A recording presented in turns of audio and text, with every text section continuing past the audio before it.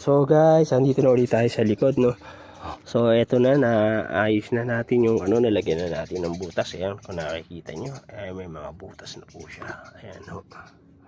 Nilagyan na natin siya ng overflow. Ayan.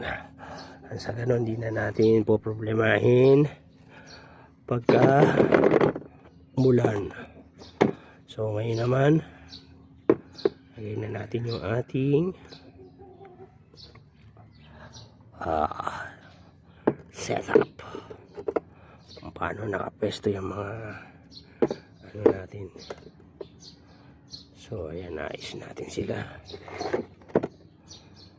Ayan, sa gitna lang natin lagay ang ating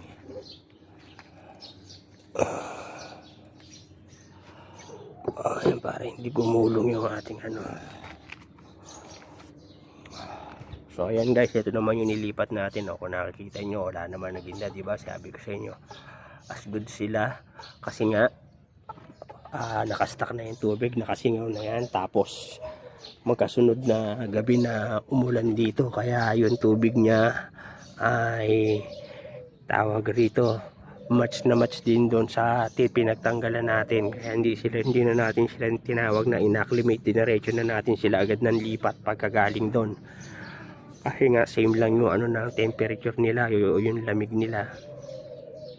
So ayan, kita nyo, sabi na sila sa paglangoy. So ngayon naman, eto, ilalagay natin itong mga tubig na to doon sa kabila para pasingawin naman natin to, nang sa ganon ay tawag rito,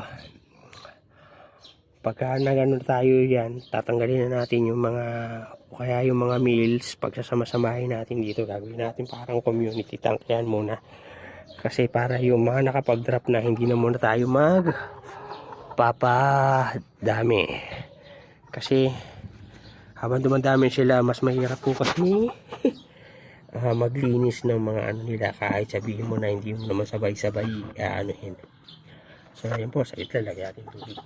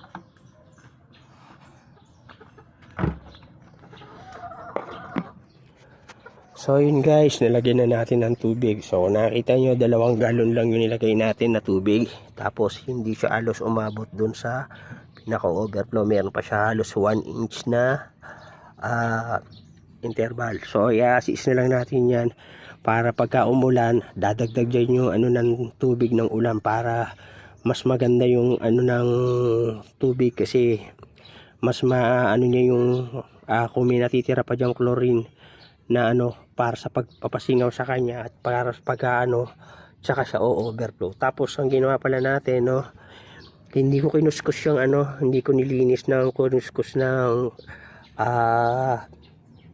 scrubbing ano yung ano natin, ang pinang ano ko lang dyan nung sinalok natin siya nitong maliit natin na panghuli ng isda.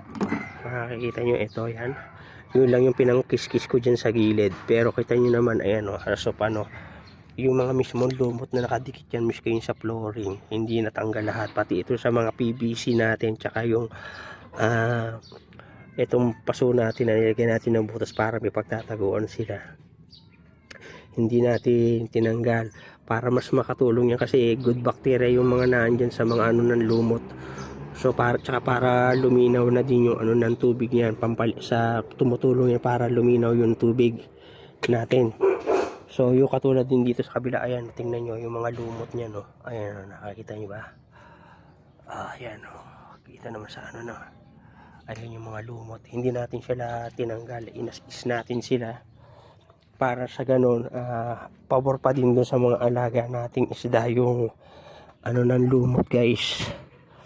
So ayan, inano natin sila para sa kanila rin yan. Tsaka para ano yan nakakatulong nga yung para luminaw yung tubig sa katagalan.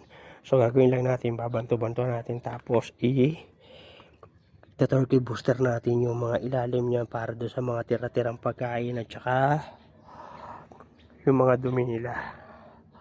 So ayan guys, sana nagustuhan nyo yung ating video ngayon para dito sa ating tawag rito, rectangular tub na yan. So ayan, abang na lang natin yan para sa gagawin natin community tank na itong mga male guppies natin pagka ano. So sana po nagustuhan nyo. Maraming salamat po ulit sa panonood. Thank you for watching at God bless. Happy fish keeping. Ayan po.